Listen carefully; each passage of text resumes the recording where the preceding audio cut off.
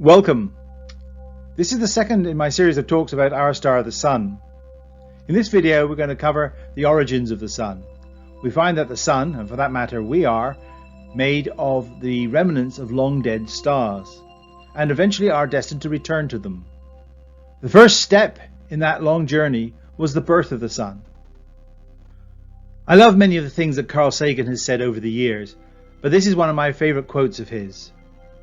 The cosmos is within us. We are made of star stuff. We are the way for the universe to know itself. Just think about that for a second. Perhaps one of the ways for the universe best to know itself is to understand its origin. And we could start that process in a very modest way by understanding the origins of the one star that we know the best, the Sun. In order to produce a believable hypothesis for the formation of the Sun, you have to produce an object that evolves into something that looks rather like the Sun we have in the sky at the moment. So let's take a look at some of the basic parameters that characterize our current Sun and see how they might have changed over the lifetime of the Sun so far. The most important parameter here is the mass. That's about 2 times 10 to the 30 kilograms. The Sun spins, and we need to explain why it spins, because it's hard to get a large object like this spinning. At the moment it executes one rotation in 24.5 days with respect to the local stars. With respect to the Earth it's slightly longer because the Earth of course has moved around in its orbit while the Sun has been turning. But anyway, over the lifetime of the Sun so far, the rotation rate has probably slowed. We see that younger stars tend to rotate faster than older stars. The surface temperature of the Sun is 57-78 degrees Kelvin. However, this surface temperature indicates the Sun is a G25 star. That's a stellar classification, and let me explain what it means. G means it's a yellow-white star, which is indicative of its surface temperature. The number that follows the letter indicates how hot in that series of stars the particular star is. That number goes from 0 to 9. So that says the Sun is a fairly warm G star. The Roman numeral 5 follows that says it's on the main sequence. Now that refers to the Hertzsprung-Russell diagram, which is shown here on the right. The main sequence is that trail of stars that go from the bottom right to the top left. Most stars spend most of their life on the main sequence. They evolve onto it quickly and evolve off of it fairly quickly as well. And we're going to go into the life cycle of the Sun in a future talk. Judging by its position on the main sequence and the mass of the Sun, the age of the Sun is about 4.6 billion years old. That means that the surface temperature of the Sun has gone up over that time. The energy output of the Sun is an amazing 3.8 times 10 to the 26 watts. Now therefore we have to produce a Sun that can create this sort of energy over time. The composition of the Sun has likely not changed greatly, at least in the outer layers. We can measure it to be about nearly 91% hydrogen and nearly 9% helium, with a bunch of trace elements. But those trace elements are vitally important in understanding where the Sun got its mass and how it formed, as we shall see next. So how do we know what the Sun is made of? Well, one easy way of doing that is to look at the solar optical spectrum, as shown here, from the violet end of the spectrum to the red end of the spectrum. The scale along the bottom is the wavelength in angstroms. If you want to convert that to nanometers, divide by 10. Each of these lines, which are called Fraunhofer lines, are characteristic of the element that produces them, and the strength of that line tells you how much of that element there is in the atmosphere of the Sun. For example, there are a couple of strong hydrogen lines, marked C and F here. We have a helium line mixed up in this D complex. There's also some sodium lines there. There are lots of iron lines in this solar spectrum, and here are just a few of them. Down at the short wavelength end we have a couple of calcium lines, and just above 5,000 angstroms we have a magnesium line. Now we don't have to stop there. If we looked at this spectrum in more detail we'd find a lot more lines and a lot more elements. But we can go to other wavelengths such as the ultraviolet, extreme ultraviolet, X-ray parts of the spectrum, and we will find more lines, both emission and absorption lines, that are characteristic of different elements and also of these same elements but in different ionization stages. So not only can we tell how much material is there, we can also tell what the temperature is by the ionization state. So spectroscopy is a very valuable tool to understanding how the Sun works. If we do that, we find that just about all the elements from hydrogen all the way up to uranium are present in the Sun. There's yet more ways of confirming this. We can go look at the solar wind. We can put a sensor in the solar wind that measures the elemental composition of the solar wind, and we find all these elements are present in the solar wind to varying degrees. We do know that the stars like the Sun cannot produce these elements, so they had to come from somewhere else. So what sort of star can produce heavier elements like iron all the way up to uranium? That would be novae and supernovae. So it's becoming clear that the Sun is made up of the remnants of long dead stars, and for that matter so are we. So what Carl Sagan said is in fact true. We are made of star stuff. So let's assume that the Sun is formed from an interstellar gas cloud.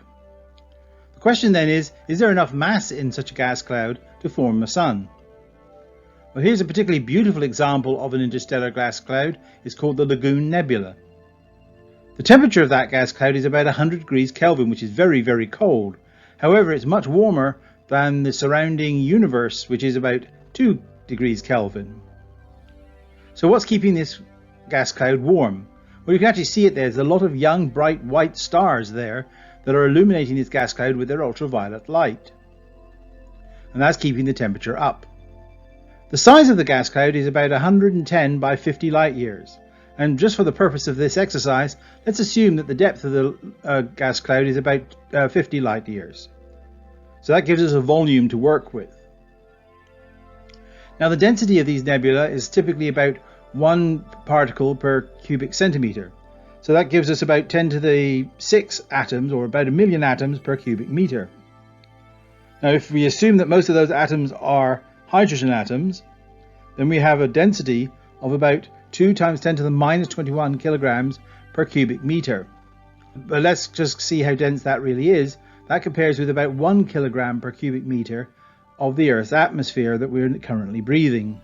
So this is very, very tenuous gas, although it looks like a thick London fog from back here.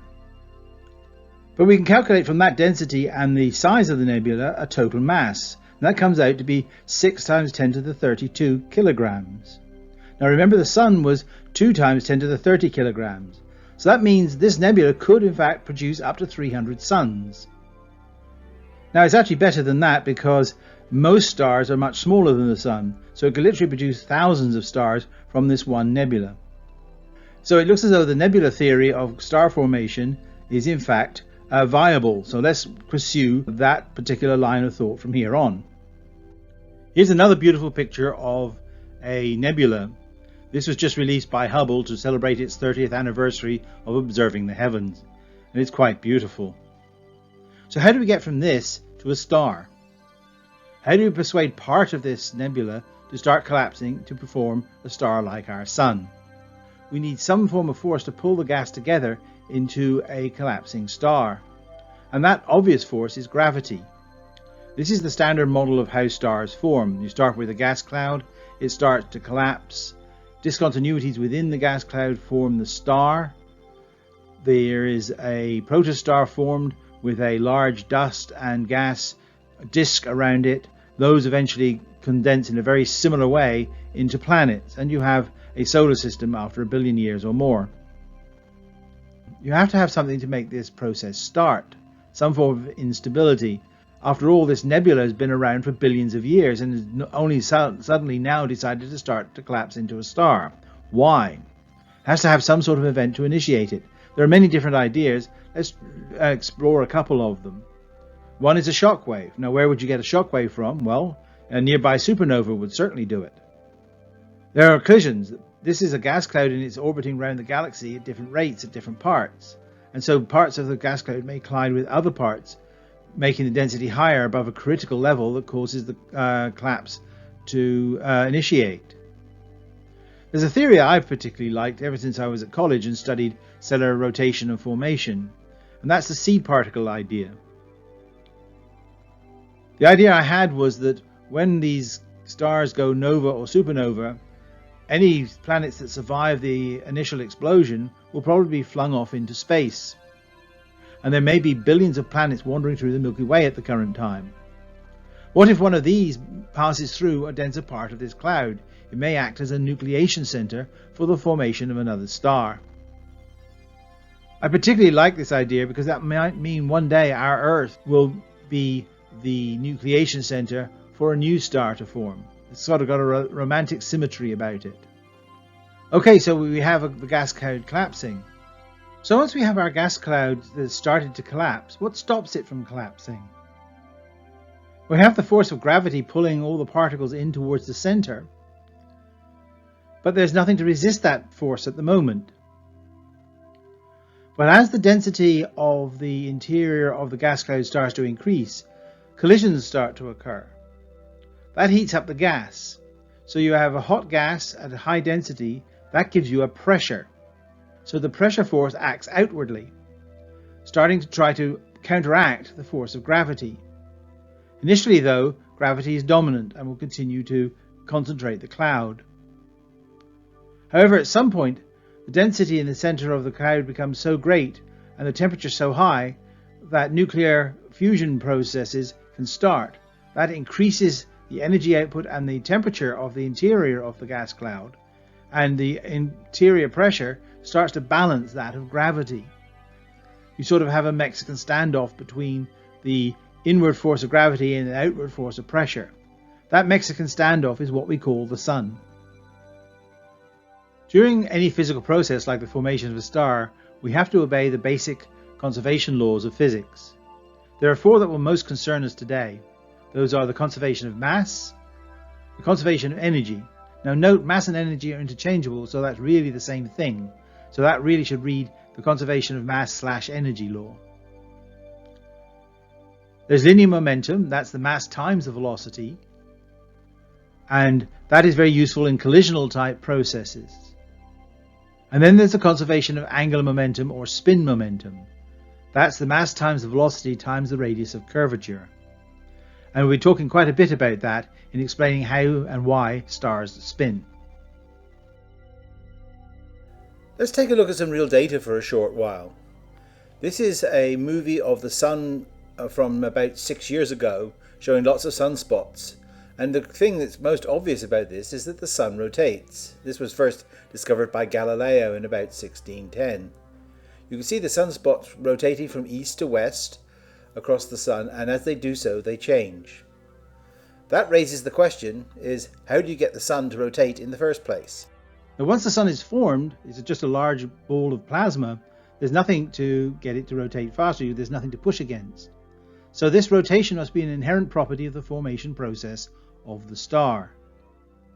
So how do you do that? Well, it turns out it's relatively easy. Let's consider a gas cloud in the outer arm of a galaxy rather like ours. This is that large orange circle in the picture to the right. As that is orbiting the center of the galaxy, the inner edge of that gas cloud will be orbiting at a velocity of v1, and the outer edge of that gas cloud will be orbiting at a velocity v2. But because of the way that orbits work, v1 will always be larger than v2. That's equivalent to a slow spin. And so there's a net angular momentum of the cloud, which is the mass times the radius times the velocity 1 minus the mass times the radius times the velocity 2. So we have a net positive angular momentum, so we have spin. Now you must realize that the angular momentum must be distributed differently throughout this cloud. The outer edge, the velocity difference is the largest, and also the radius is largest, whereas the mass will be concentrated towards the center. The net angular momentum will be largest in the outer portion of this gas cloud and minimal in the center of this gas cloud. You may recall in my first talk that I said that only 4% of the solar system's angular momentum is in the sun, which is odd because the sun contains over 99% of the mass of the solar system. How could that come about? Well, to find that out, we have to look at the law of conservation of angular momentum.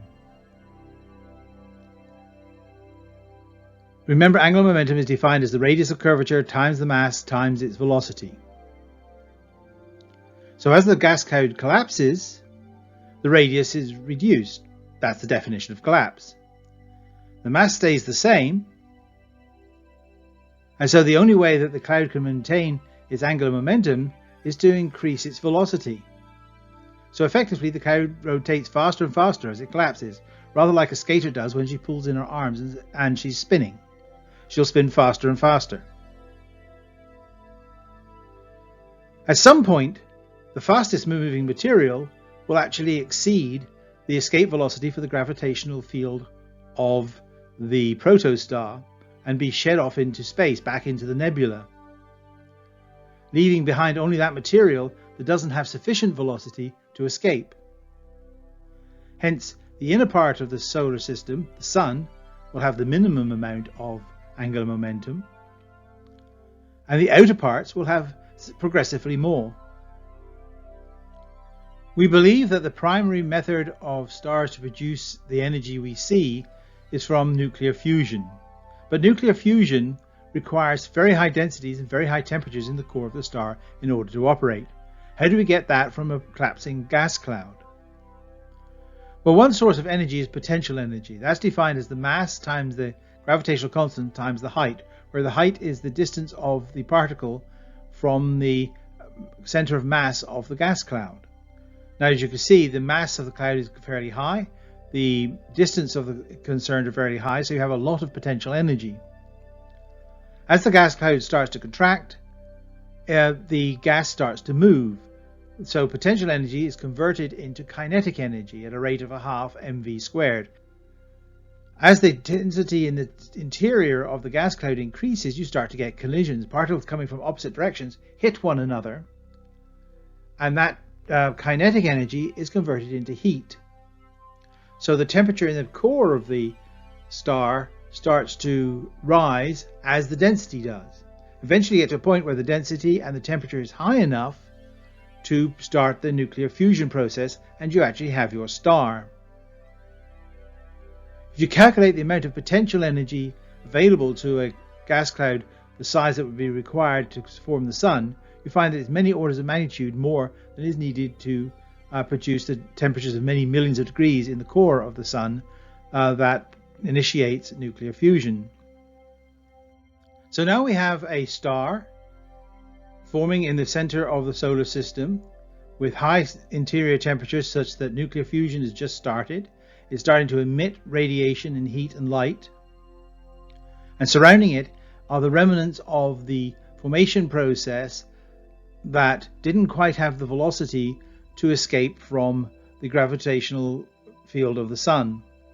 Now these will eventually end up forming planets. Now we have a working star at the center of our solar system. Where did the planets come from? Well, it's very much the same process that formed the Sun, gravitational collapse. And in fact, the same process is argued to the formation of galaxies. One mystery does remain, or in fact several mysteries, but one in particular in my mind is why is the difference in the planets? We have 4 inner rocky planets and 4 outer gas giants. That will leave for a subject for a future talk. Next time we'll be talking about where the Sun gets its energy from. I've talked a little bit about this already, but there are some surprises there. I would like to point out that this series of talks is based on 3 of the papers that I've published in the Bulletins of the American Meteorological Society in the series Understanding Space Weather. I'd like to in particular thank my colleague Dr. Julia Saber for helping me with writing these papers and also giving advice about the content of these talks. So until next time, stay safe and goodbye.